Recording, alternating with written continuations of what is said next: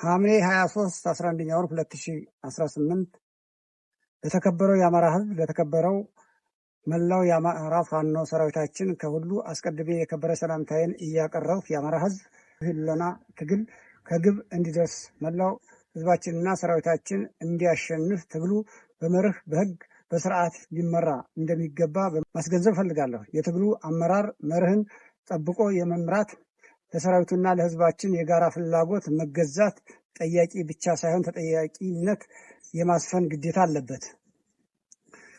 በመርህ የሚጓዝ ታጋይና ታጋይ አንድ ለመሆን ፈጽሞ አይቸግርም።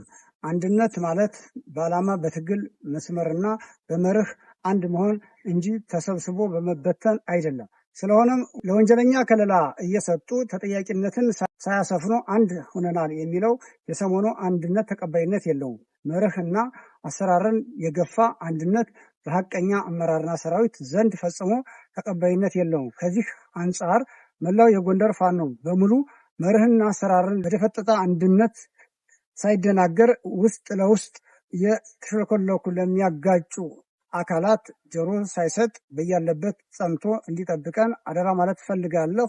ሁላችን በተባበረ ክንዳችን። አርበኛ ስጦታው ዳኘው ነኝ። አመሰግናለሁ።